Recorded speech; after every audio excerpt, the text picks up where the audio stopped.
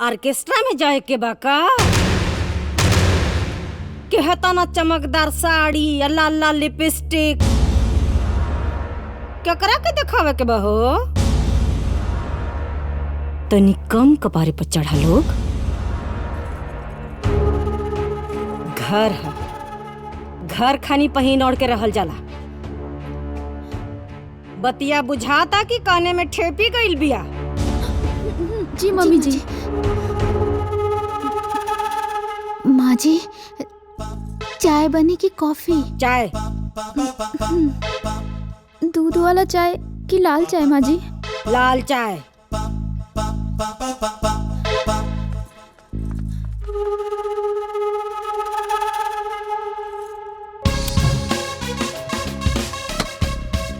बताओ तो छोटकी, ये बुढ़िया भोरे भोरे बैठ के हमने की लिपस्टिक और साड़ी नहीं आ रतिया, अब ये हमने के बुढ़िया बनावतिया। का बताई दीदी, हमनी के बाबूजी की अकल पे तो पर्दा पड़ल रहे। इतना बड़का घर देखकर उनकर मत्ती फिर गई। हमनी के बियाह करके कसाई के चक्कर में फंसा देले। न पहने के आजादी, न सजे के आजादी, न खाए के आजादी, न पिए के आजादी। घर न बैल हमनी खाती तो जेल हो गई बा। अरे हमनी के तो छोड़ा, ई बेटा लोगन बुढ़िया के आगे पुक पुक करत अड़े और अपन पूंछ हिलावत अड़न। का बताई दीदी। बुझले माई, हम सबके बता देली कि जितना हमरे माई के इज्जत घर में बा उतना पूरे गांव में केहू के माई के का होई।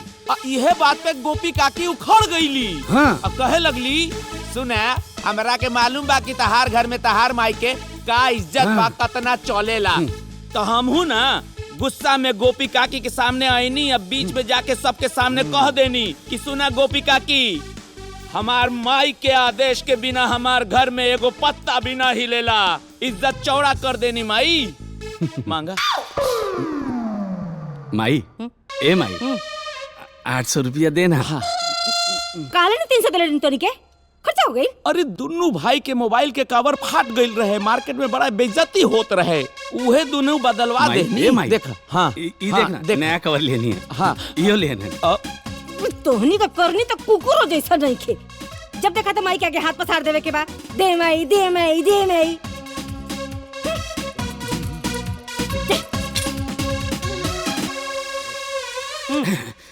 देखला भैया माई के दिल 800 मंगला है और 1000 दे देली।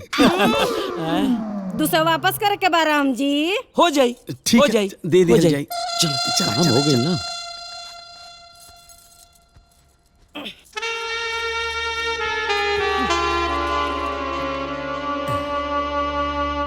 कहा तानी ना सुना तारू? बाहिर नहीं खे सुनाता बोले। कहा तानी कि केसिया में तनी हेयर डाई लगाला, भूर भूर लौकता। निकम्मा लोगन के ना लामे से लौकेला। बेसी दिमाग मत धनकाई। उठे यहाँ से, चली हटे यहाँ से। का समय आ गइल ह? अरे ई घर में तो हमार कोनो औकात ही नहीं खे, खाली नाम के पति रह गए बानी हम यहाँ पे। बाबूजी, ए बाबूजी, का हाल बा? हाल बताई तोरा के? हाँ मारम ना। अरे बाबूजी, रउआ जतना जोश हमनी पे दिखावत बड़ो, उतने जोश यदि माई के सामने दिखैले रहता नु, तब घर के बोर्ड पे कोमल देवी ना कमलेश बाबू लिखाइल रही। ए बेटा, अगर हम चाहती नु तो 1 मिनट में नाम बदल देती। हाँ? लेकिन तोहनी लोगन के चक्कर में ना लिखल हा।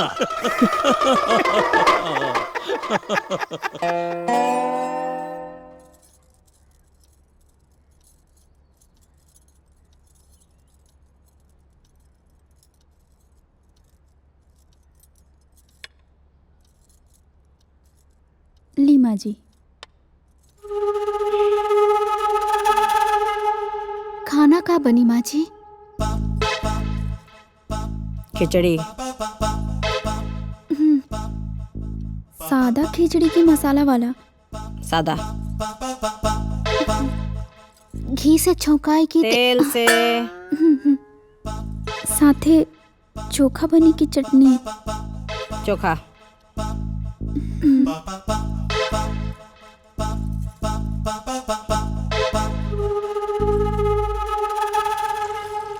रोज खिचड़ी खिचड़ी खा खा के ना मन उकता गइल बा। हिया बोला के कोनो फायदा नहीं के, वहाँ जाके बोली जहाँ से ऑर्डर आइल बा। ओइजा जाके बोले के हिम्मत केकरा लगे बा। ता चुप करके बैठी और जौन बना था उ खाई। समझ ली कि जेल के खिचड़ी है। दुल्हन जी बाबूजी, कुछ चाहिए का? खिचड़ी बनाओ तारू। अब तक खिचड़ी के नाम है सुन के उल्टी आवता। हाँ बाबूजी। कुछ निमन बनावा लोग ना। दाल भात भुजिया बाबूजी। हाँ बेटा। और साथ में प्याज के पकौड़ी भी। बुढ़िया के पता चल जाए ना तो हमनी के मांग के एगो केस ना छोड़िए, सब ऐसे उखाड़ के फेंक दिए।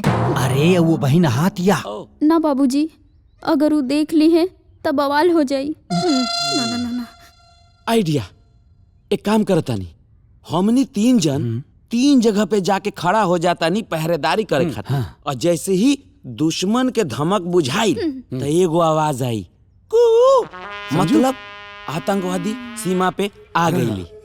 अपन अपन काम में लग जा। तो हमनी जाता नहीं पहरेदारी करे, ठीक बा? ऑल द बेस्ट।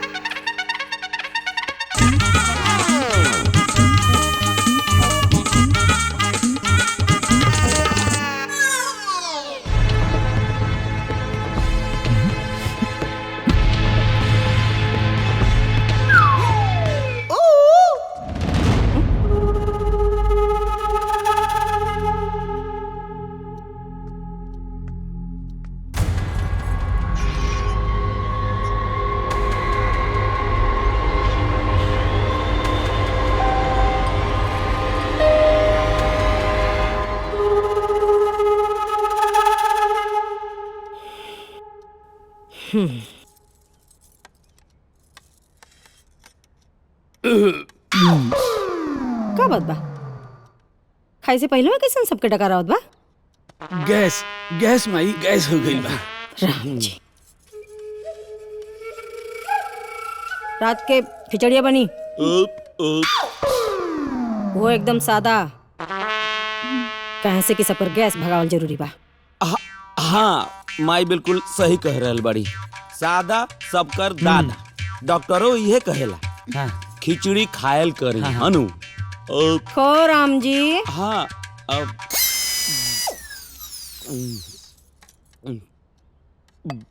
बढ़िया बनल बा। सब के सब रंग बदलू हैं? माई के देखते सबके पक पक होखे लागेला। हाँ? खाली माई के हमें हाँ मिलावे के बा। हाँ माई, सादा सबके दादा। हाँ? अरे हमनियों के तो अपने बापे के बेटा है सन। मतलब जब बापे के हिम्मत नइखे हो तो हमनी के का हिम्मत होई? देखी, अब उनका जारी हमरा से नहीं के साथ हम बता देता नहीं। खाली अपना माई बाप की इज्जत के लेके हम चुप बानी, ना तो हम दिखा देते कि कौन बाप के बेटी बानी। हाँ? अरे ए महारानी, 25-30 साल से सबनिया झेला था, 10-15 साल तू झेल लेबू तो का हो जाए? जाई रउआ शामिल हो जाई। राउर माताजी द्वारा मीटिंग लगैले बड़ी। तू बहुत किस्मत वाला बाड़ू बहन, जाना तारू हमार पतोहू के अइले अबई 2 दिन ना भइल और ऐसन शासन चलावेली जैसे घर के सास बनी। राम जी गरम गरम बेटी पहुंचा देले होखबू तो ओकर गर्मी तोहरे ही पर न झरी हैं? हमरे यहाँ देख ल चू करे का शक्ति नहीं खे। अरे सास बनल इतना आसान ना होला। पतोहन के नाक में नकेल डाले के होला, नकेल। देखा बुढ़िया के हमनी पे शासन चला के अपना आपके वीर बहादुर समझतिया। अरे दीदी हम तो खाली पतोह के धर्म निभाओ तनी, ना तो ई बुढ़िया के ना एकदम गर्दन में मोड़ देती। हाँ। तार दोनों बहू तो सीधा साधा आइल बिया। तिसरकी कैसन आई ऊ पता ना। कैसा नहीं चाहे जैसा नहीं बाकी ओकर मजाल की नजर उठाई हैं? जब हमार बेटा ही नजर ना उठा पौलस हैं?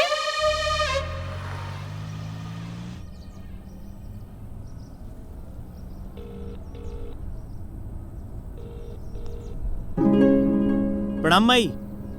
खुश रहा। यदि तोहार ट्रांसफर नहीं खे होत तो नौकरी छोड़ के घरे आ जा। हमरा लगे बहुत बड़ संपत्ति बा हैं? दूधो को बेटा पतोह के खियावा तारी तो तोहू के बैठा के खिया लेब हम। बाकी हमारे इतना संपत्ति रहले के बाद हमार बेटा अपने हाथ से बनावे खा ये हमरा के पसंद नहीं की। अरे माई बात तो सुना। हमहू उहे कहत रहनी ट्रांसफर के बात हो गइल बाटे, मिर्जापुर ही ट्रांसफर होखेला बाटे। अच्छा तो बोरिया बिस्तर बांध के कब आवत बड़े? अभी ऑफिस जाते नहीं, लेटर कलेक्ट करके जल्दी आवते नहीं। राम जी जोन भी लेवे देवे के बाद जल्दी से ले दे के आओ, कल तोर देखना रू आवतार। ठीक बा माई, प्रणाम। माँ जी हमार सौभाग्य बा कि हमार बेटी राउर पुतोह बनी। तो शादी पक्की? जी बिल्कुल। बस एगो बिनती बा रउआ से। बोली। हमार बेटी ब्यूटी पार्लर चलावेले और ब्याहो के बाद ब्यूटी पार्लर चलावे चाहतिया। कोनो दूसर घर देख ली। काहे से कि हमरा घर में काम करे वाली लड़की चाहिए। पापा कॉफी प्लीज। कॉफी रेडी है बेटा। ओके पापा आ रही हूँ। सुबह सुबह पापा अपना बिटिया के लिए कॉफी तैयार करके ले आए बाड़े। क्योंकि पापा अपनी बिटिया से बहुत ज्यादा प्यार करते हैं। आजा बेटा कॉफी तैयार है। हाँ। लीजिए। हाँ, थैंक यू पापा। मम्मी कहाँ है? आप ये चाय कॉफी बनाना बंद कब करेंगे? हम आ रहे थे ना किचन में। अरे श्रीमती जी जिंदगी का गाड़ी 2 पहिया पे चले ले, दोनों पे बराबर बोझ होला, दोनों का स्पीड भी बराबर होला। अगर एक भी पहिया डिसबैलेंस हो जाए ना तो सोचा कहाँ हुई। गाड़ी कहीं डूब जाएगी नहीं तो कहीं ठुक जाएगी। तुम दोनों चुप रहा करो। क्यों मम्मी? वो कहाँ है ना, यहाँ माँ बाप के सामने तुम्हारी सारी डिमांड चल जाएगी पर वहाँ ससुराल में नहीं चलेगी। ऐसा क्यों? वो कहाँ है ना कि यहाँ तुम माँ की बेटी हो और वहाँ ससुराल में सास की बहू रहोगी। यहाँ तो माँ ना तुझे लाड दुलार कर लेगी पर वहाँ ससुराल में सास शासन करेगी, समझी? तब तो मम्मी बहुत मजा आएगा।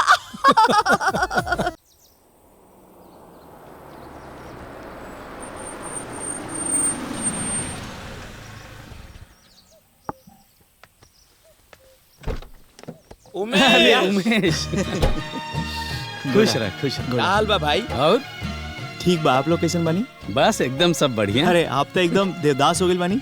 का भाई भाभी आरती उरती उतारता रही कि ना? वो तो दोनों टाइम उतरता। कबो कबो जतरा खराब हो जाला नु तो दिन में 3 टाइम आरती उतर जाला। अरे बाबूजी। अरे तू भी ना। खुश रहा। कैसन बानी? बस तोहरा माई के कुदृष्टि बा। अरे बाबूजी आप भी। बाबूजी माई के कुदृष्टि ना। हाँ। माई के दया दृष्टि। अरे गोलू प्रणाम। खुश रह। हमार चॉकलेट कहाँ है? चॉकलेट। अरे सुनो तो।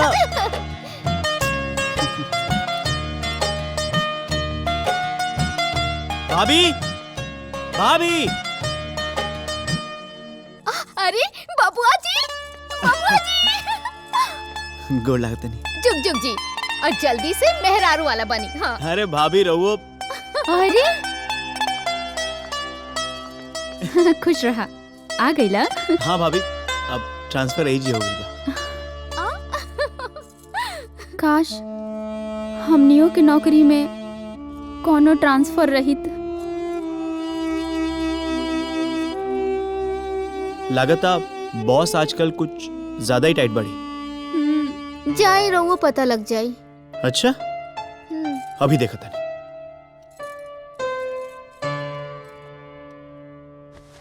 माई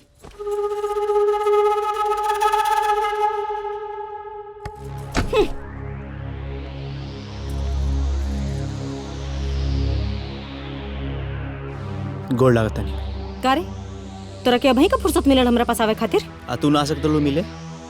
हम तोर माई ना। हम तार बेटा ना है।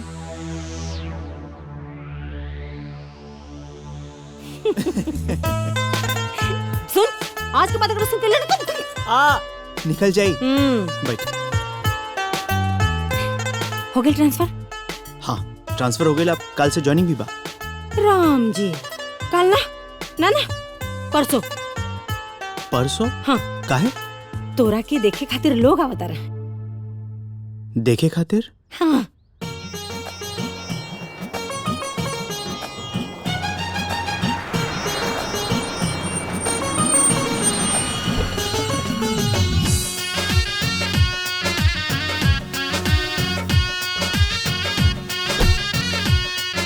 एक क्या बिटिया बिहार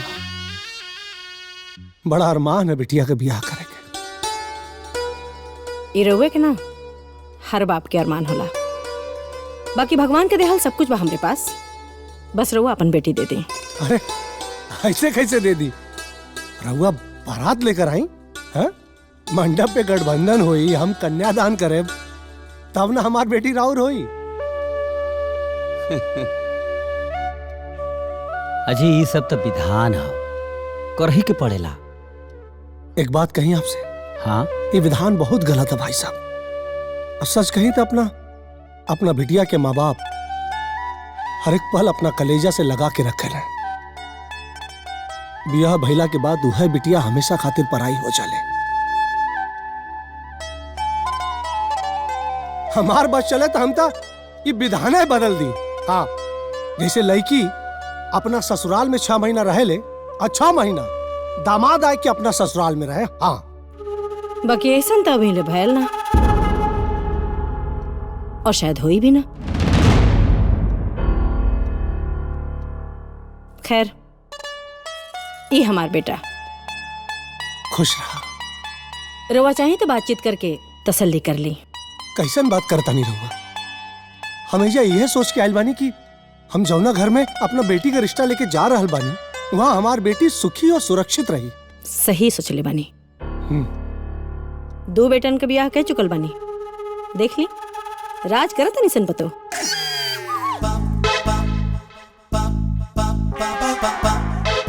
हाँ बल्कि बउआ चाहे था हमरा बिटिया से बात कर सके ना, बात का कर सके ना, मिल भी सके ना आज के हिसाब से। काहे कि दोनों जनी के साथ में पूरा जिंदगी बितावे के बाद तो एक दूसरे के अब समझल बूझल जानल जरूरी रहेला। 2 को बेटन के ब्याह कह चुकल बानी राघवेंद्र जी। बाकी ऐसन भयल ना होके भी ना।